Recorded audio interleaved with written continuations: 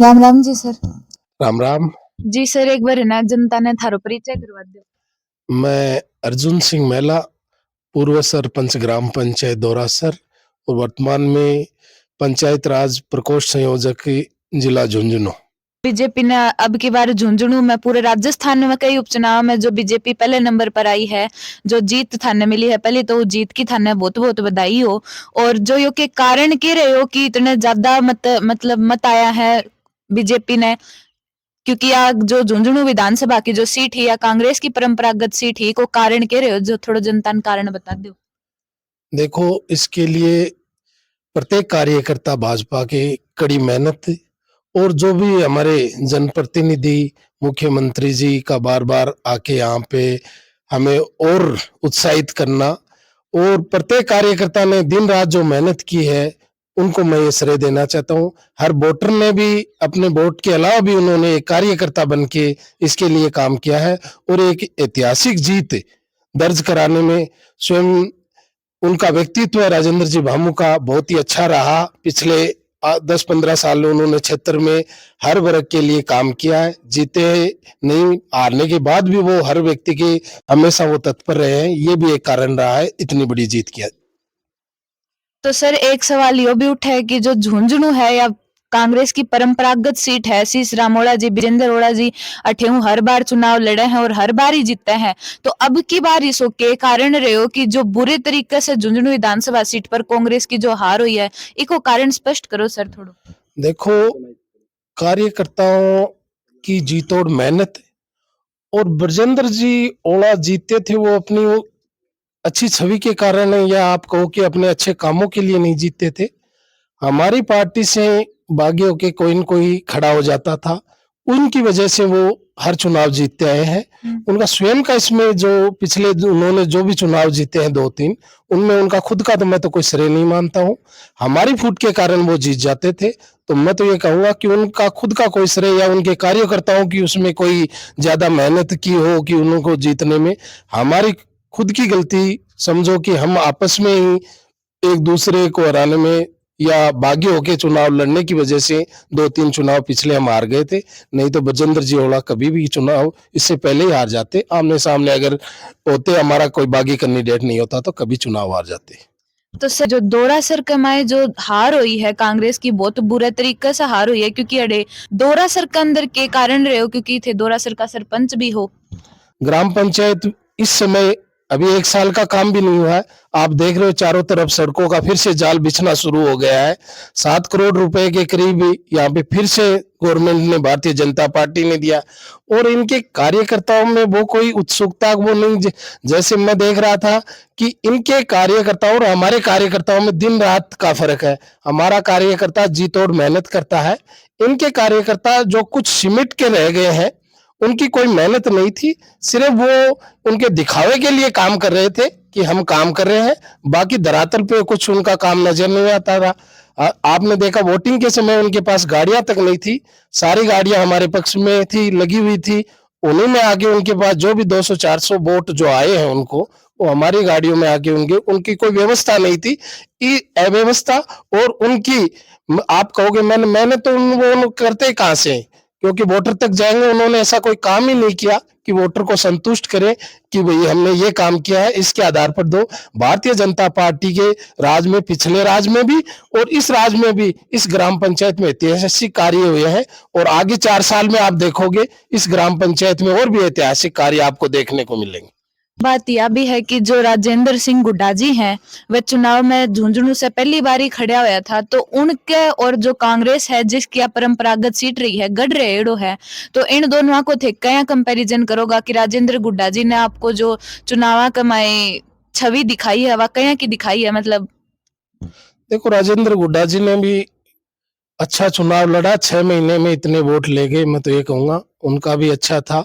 ब्रजेंद्र जी ओला जो कभी एक चर्चा है होती है कि 1 किलो दूध और 2 किलो चीनी में जीत के घर चले जाया करते थे, उनके पसीना ला दिया था।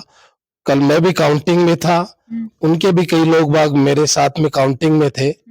चर्चा ये थी कि जब गुड्डा जी आगे चल रहे थे तो उनको चिंता थी कि कहीं हम तीसरे नंबर पे नहीं चले जाए। तो वो कह रहे थे कि कहीं हम तीसरे नंबर पे नहीं चले जाए।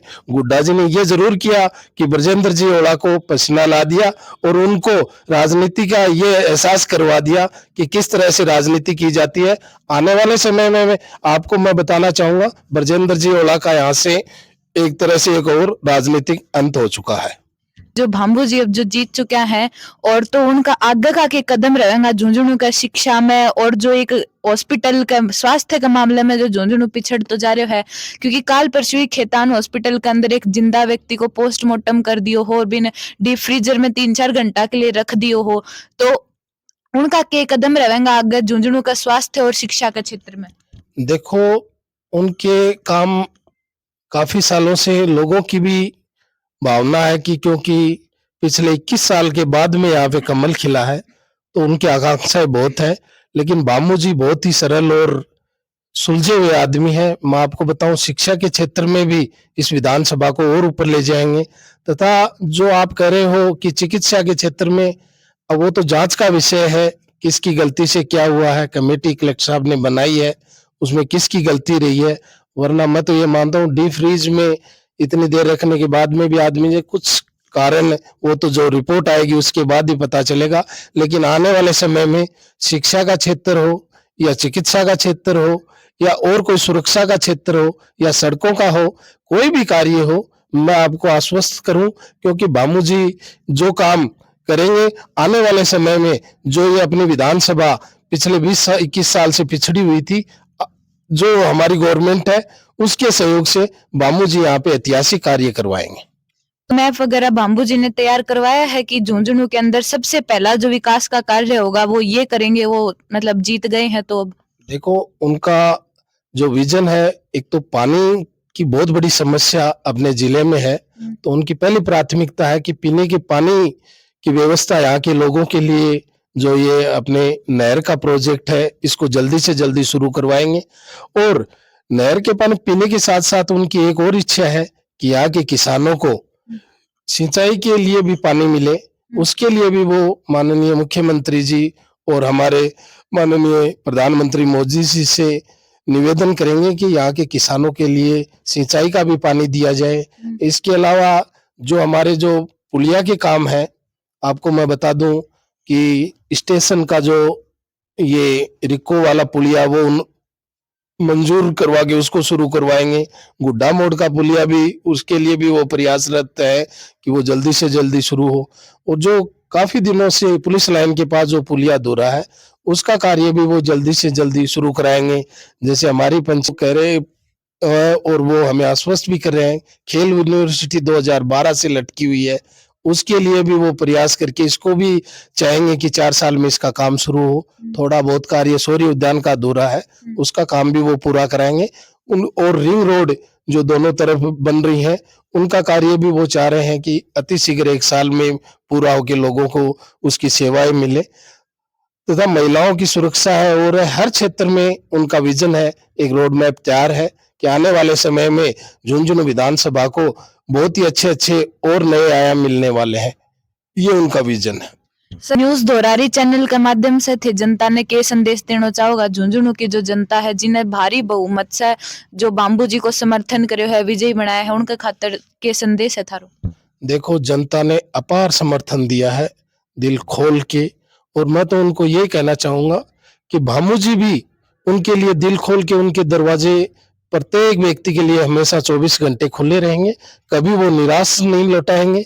और जो विकास के कार्य अधूरे हैं और नए विकास के आयाम इस विधानसभा में हम सबको देखने को मिलेंगे, क्योंकि पिछले 21 साल में कांग्रेस के राज में काफी भी हमारी विधानसभा पिछड़ गई थी। अब आने वाले 4 साल में आप देखना कि भारतीय जनता पार्टी के राज में चहुमुखी विकास इस विधानसभा में माननीय भामू जी यहाँ करवाएंगे। सर, सोचा था क्या कि इतने ज्यादा अंतर के साथ में विजयी होंगे? देखो, हमें उम्मीद थी, लेकिन लोगों ने उम्मीद से कुछ और भी अच्छा किया है।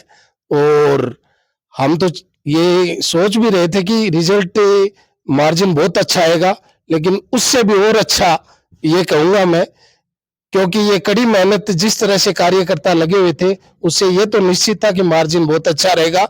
लेकिन उनकी मेहनत का ही श्रेय है कि जो एकदम से ऐसे कर दिया कि ब्रजेंद्र जी ओड़ा को खुद को ये हो गया कि कहीं मैं तीसरे नंबर पर ना चला जाऊं। ये एक बड़ी बात कल देखने को मिली थी कि पहली बार उनके कार्यकर्ताओं में ये शिकस्त थी माथे पे कि कहीं हम तीसरे नंबर पे ना चले जाएं।